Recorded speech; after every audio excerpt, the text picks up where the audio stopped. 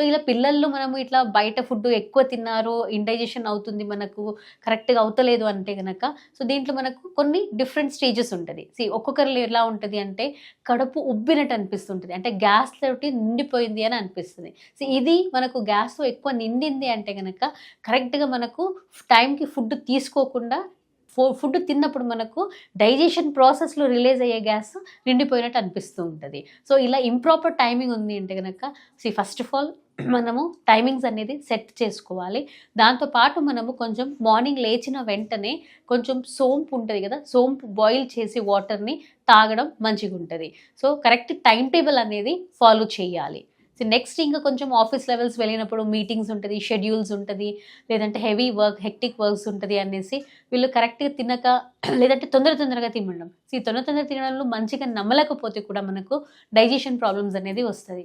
మీరు తినే ఫుడ్ ఏదైతే ఉంటదో దాన్ని మంచిగా నమిలి తర్వాత మింగాలి.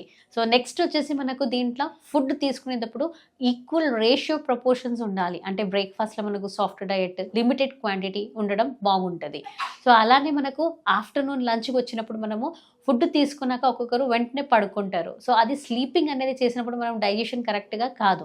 కాబట్టి ఏముంటది తిన్నాక కొంచెం సేపు తిరగండి. అక్కడ ఇక్కడ వాక్ చేసి తర్వాత మీరు పడుకుంటే కొంచెం బెటర్ ఉంటది. తినిన వెంటనే పడుకోవడం హ్యాబిట్ ఉందంటే గనక అది మంచిది కాదు. సో మీరు తినిన వెంటనే పడుకున్నారంటే పడుకొని లేచినాక మీకు ఛాతీలో మంట అనిపిస్తుంటది. పుల్ల తేపులు వస్తూ ఉంటదనమాట.